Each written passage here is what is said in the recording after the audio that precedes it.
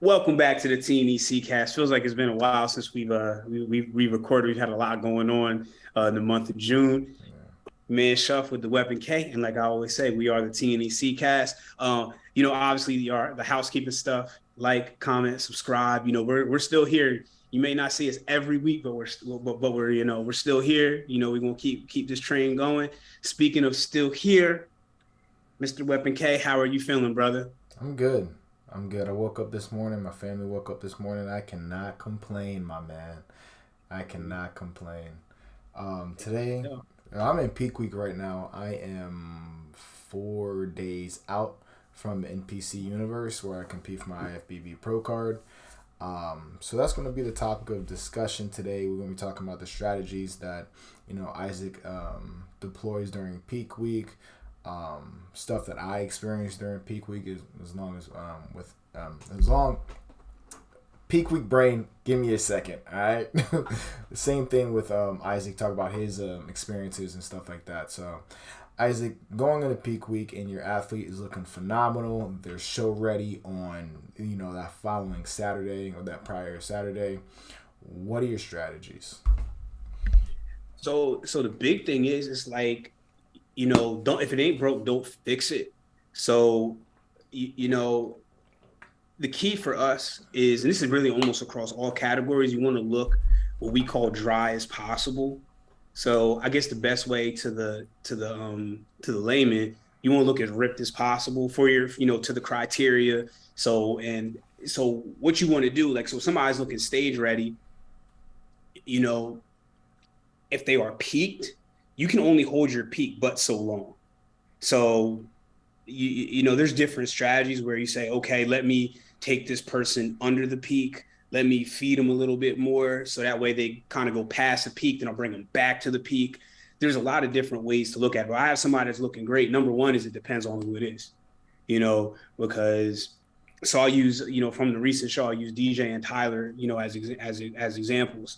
DJ is not carb sensitive. Tyler is. So, and I know they're okay with me, saying this, publicly. So with Tyler, it's a different approach, because now I got to make sure that he doesn't spill over, because it could be, if I give him one carb too much, he goes from looking ripped to now looks like, as we say, he looked like he's, holding water. Where DJ, we never really went. Now she'll argue with me on this, but we never really went low carb, because her body responds well to carbs. So you're looking at, each athlete, how they respond. We're not dehydrating anybody. We actually, shout out to my coach, James, who taught me about, I don't even necessarily call it water manipulation, just the change in the type of water that you drink. I don't want to go too deep into it, because number one, I don't want somebody to hear this, well, Isaac's athletes are great, so let me try it. Stick with what your coach is telling you to do. Always listen to your coach. But using it, pushing the water, not trying to dehydrate, because what your muscles are, we're 80 to 90% water, depends on which study you're looking at, but we're mainly water. So depleting ourselves will make you look depleted on stage. And then, something that Kyrie and I both know very well, if you're too dehydrated, that your tan and that glaze is, your skin's going to soak it right up. So you got to be careful with that, because that's something that happened to me early on. I was dehydrated. So, Kyrie and I were talking about this at Europa. I was like, oh, we had to make sure he was getting his glaze on and everything. And that that dehydration, your skin just, if it's moisture, your body's going to try to take it in. But other than that, like, it's not like anything dramatic, especially if they're looking ready. That means we did what we needed to do. And that's the goal. Shout out to my first coach, Devin. He always said you want to look stage ready about 2 weeks out. So that in this way, if you're kind of like, if you're at that stage leanness, you can at least take these little, okay, maybe we need to do this. You get these opportunities to look at different things you might want to change. But if you've done what you're supposed to do, peak week shouldn't be too crazy, and because we all hear the horror story, oh, peak week's the worst, this, that, and the third, da, da, da. If you did your prep right, I mean, look, don't get me wrong, because you're trying to, get that last little bit out. I mean, there's a toughness to peak week, but it's not one of these things where people think you got to go crazy, and people are wearing fat suits and doing 3 hours of cardio and doing all this unnecessary stuff. If you have to do that, you didn't follow your plan. That's really what it is. So okay, you're in a peak week. You just recently had a peak week. So you and Kyle, you had your plan. Take us inside your mind as an athlete when you're going into peak week. You can smell the battle at this point. Take us through that mindset, how your body's doing, kind of, bring us inside the world. So it's like, get the job done. That's pretty much it, right? It's the same thing in any other week of prep. It's just like, just get it done. But as I'm getting the job done, I'm taking data. So I'm taking like how I'm feeling, gym performance, sleep, hunger, all these things. And this is for the after actions report after prep, and sit down with Kyle and being like, this is how I was feeling. This was trash. This was great. This, and not a really fan of, let's try this. And we have that discussion, right? But in the midst of it, unless I'm literally like, bro, I'm about to die, then it's just like, okay, whatever you say, let's do it. But that's just me. And is it a good thing? Probably not. There's probably something that we can manipulate to make life easier. But like, I trust my coach to be like, go left, and I'm not hesitating. I'm sprinting. Fatigue is going to be a thing during prep. You are going to feel tired. Your brain isn't going to work sometimes. It's inevitable, right? But fatigue management is going to also be at all-time high. Kick your feet up. For peak week, kick your feet up. Especially if you're ready 2 weeks out, a week out, listen, do your cardio, decrease NEAT just a little bit. So if you're aiming for like 10,000 steps a day, 12,000, bring it down to 7. Do your cardio and just maintain that look and coast straight into the show. So especially with your weight, right? So my last, I was taking data every single check-in for, I think, the day before and the day before that. I was looking at the weight and I was looking at how I looked. As long as with the water as well, to seeing okay, 186 I looked good, 184 I looked amazing, 181 I looked terrible. All right. So whenever I'm like, okay, so 183, 184, I need to stay right there. This is the peak. So I know exactly what you mean, but explain that. So when you said 181, because right. So explain gotcha. Why.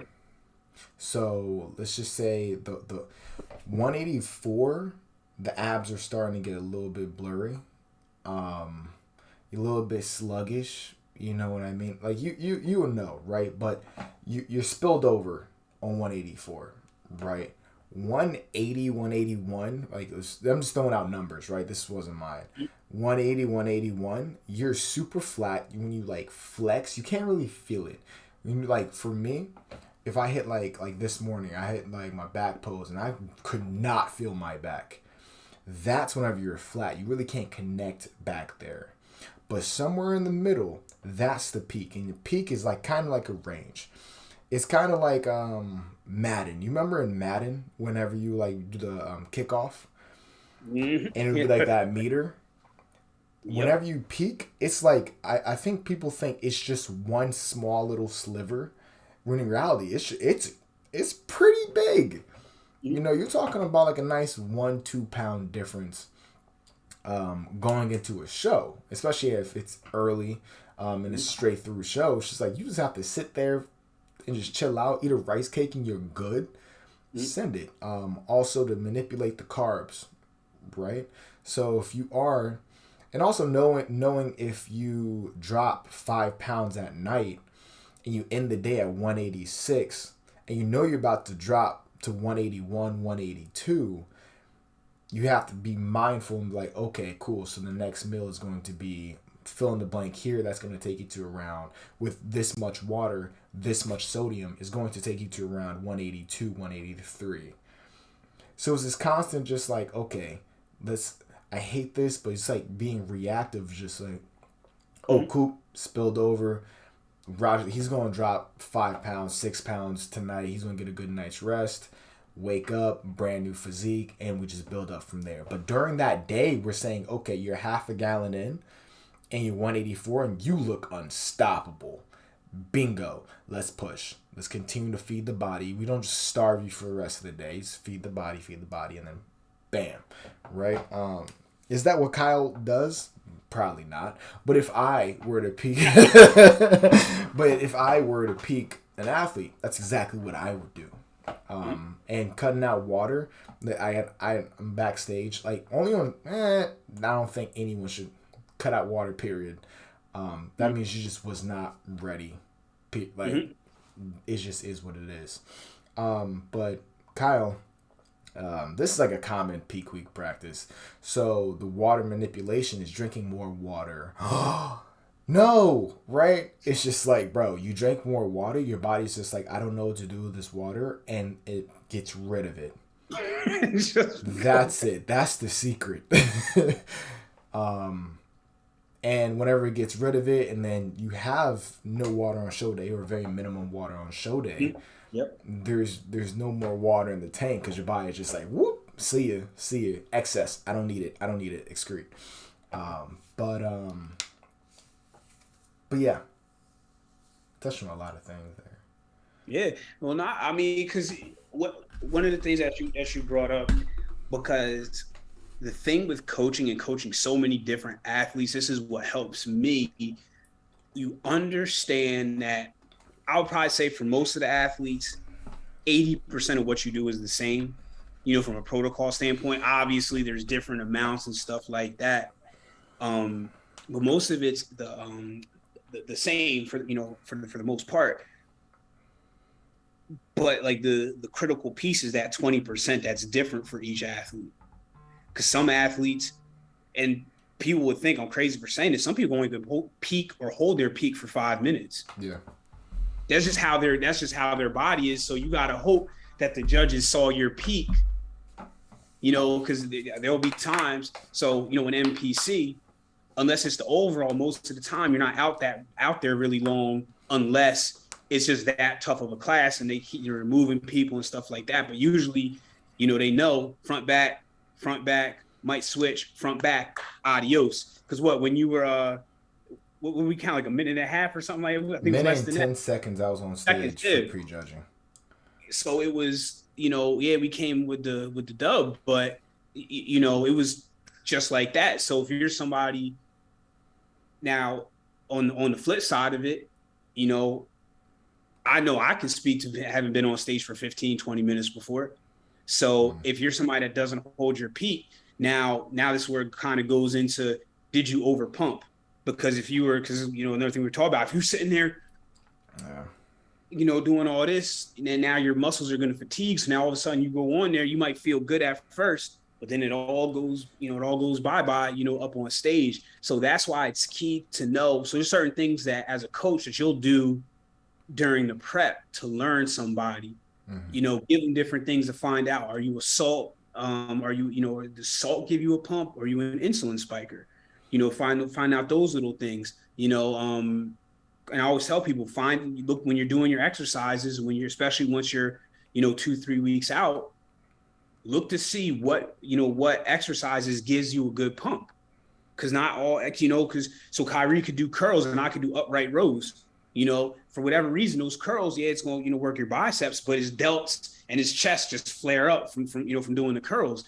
Those are just like that's part of the process, even in peak week, because that's when you're leanest. So that's when we're going to see, because that's when you're going to see everything happening, in real time and quickly and everything like that. Which, I will say this, because I've talked about this with James before. You can have a great prep and ruin it by trying to do too much during peak week. Yeah.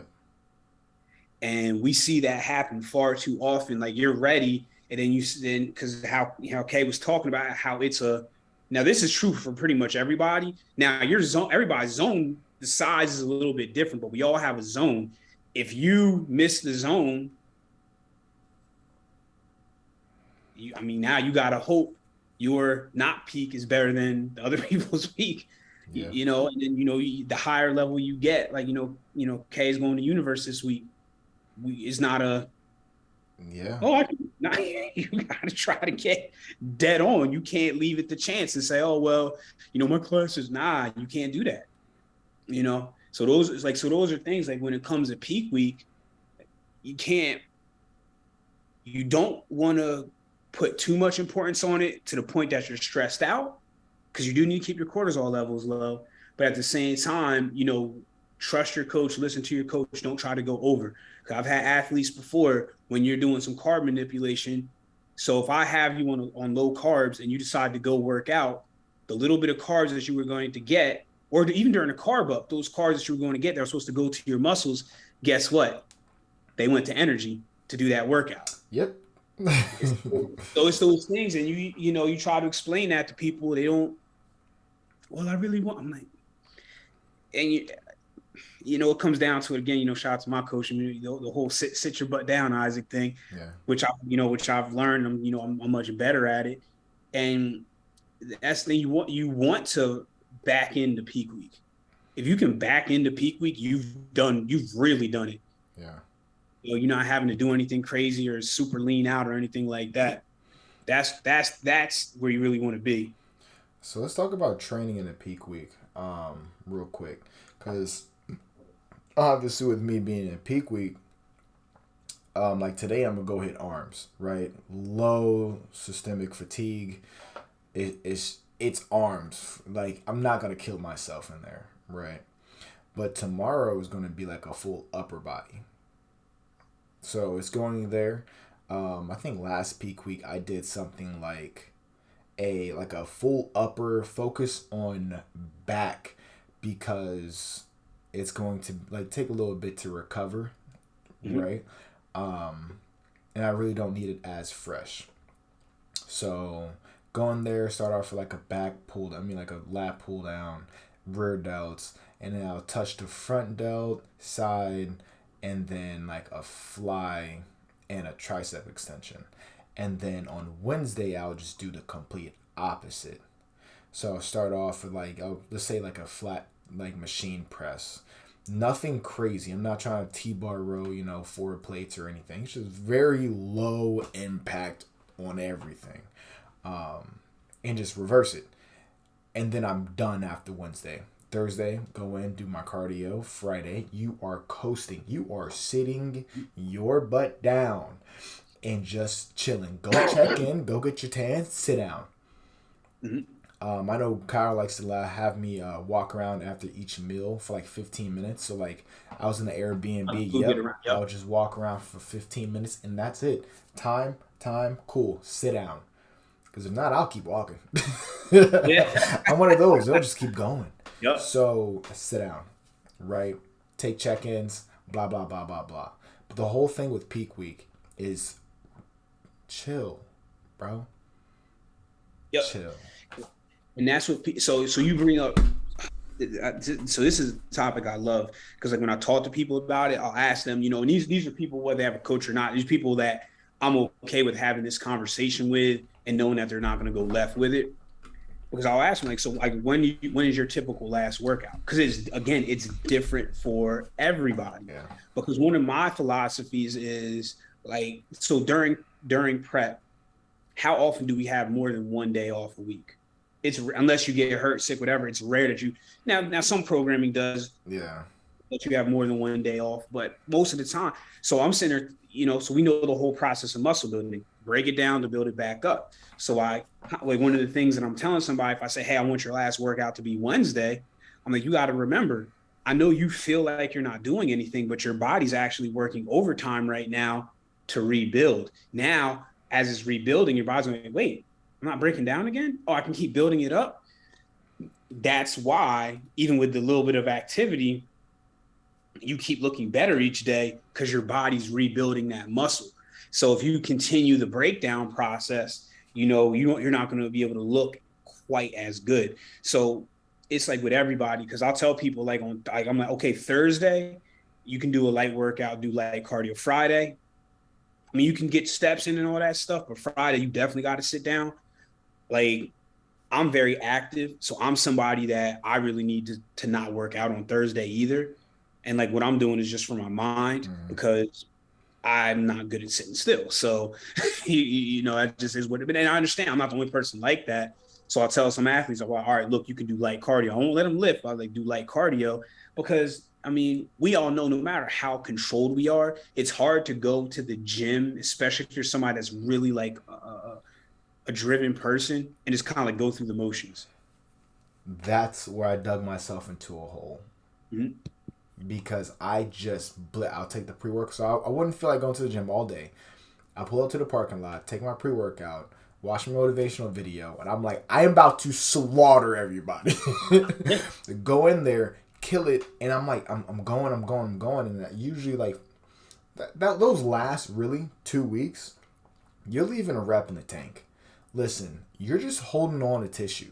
You ain't building nothing, Superman. You're just holding on. You're just preserving everything that you already have. So you leave that 1 rep, 2 reps in the tank and call it. Not Mr. Cooper over here. Dumb over here was just like, let's go. Like, hey, you know what? Roger that. Let's keep pushing. No. Don't do as I do. Well, not because people don't realize restraint is tough during this. Mm-hmm.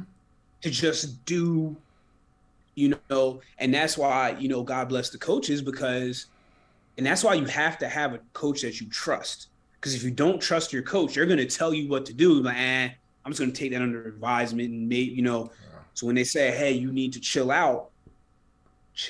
They're seeing something. Yeah. You know what I'm saying? And because that restraint's tough. Like, it's tough to go in there. Like, for example, today I was doing tempo work and I felt good. I felt strong. So I'm like, no, when it's tempo work, you can't do the same weight that you're doing when you're normally, just repping it out. So that the restraint that you have to show to get the result that you want, mm-hmm. That's a part of the mental toughness that you need to get to where you want to be. Because you'll see these, and I'm gonna use like bodybuilders as an example. These guys that look like action, cartoon characters. They're Kyrie and I's height and outweigh us by 100 pounds. Yep. On stage at like 1% body fat. But you'll see them, and look, they can like pick up an 18-wheeler, curling with 25s. And then most people, so then you get the gym bro with the broccoli hair and the dangly earring. Oh, I'm stronger than him, bro. Like, no, he's showing this is why he's building quality muscle, because he's looking at building the muscle versus, I'm going to take 60s and throw them around and do all that kind of stuff. So people trying to, whether you lifestyle, you're trying to get into the sport and you're watching this, restraint will have you go a long way in this. Yeah. Push where needed, but restraint. It really is a marathon. You can't go 100 miles every single workout, every single thing, because you're gonna blow right past where you need to be, and then you're gonna go down. And that's the same thing like with peak week. Mm-hmm. But again, listen to your coach, because you have some athletes, especially on the natural side. Shout out to Anderson. He's somebody that walks around stage ready, basically. He's one of the top natural men's physique athletes out there. So he's one of those people. When I tell people, like, don't look at what he does, because that's how he walks around. He doesn't really go through like a growth season. Like, this is how he walks around. So that's why he's able to do as many shows as he does, and and things like that. And you have the Murphys of the world. Funny story.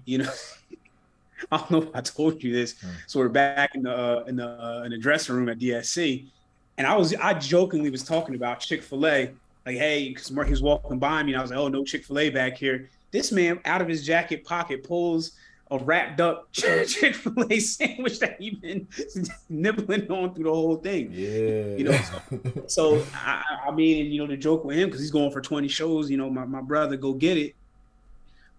I said to him, like, well, you're in peak year. So, I mean, everything you eating is just going to energy anyway. Yep. So I say, you know, I say all that to say at the end of the day, you got to know yourself, know your situation, and listen to your coach. Your coach, you pay them for the plan. Now just execute it and you'll be just fine. That's it. And if you don't trust them, then you are dealing with a different problem that we can't help. Yeah, that's a whole nother you, man. That's a whole nother podcast. But yeah, you have anything else for the people? Nah, I just wanna, you know, wishing you to, I don't know our story was just wish whatever, you know, but best, you know, do the thing, you know, bring it home. You know, we just, you know, we're very proud of you, speaking for the whole team. You know, we're very extremely proud of you. You know, so bring it home for us, brother. Bring it home. Hey, say less. Thank you guys for watching. By the time the next episode, I should have IFBB somewhere. Probably like let's go right here. Let's go. But yeah, we'll catch you guys next week. We're going to be back to regular scheduled programming.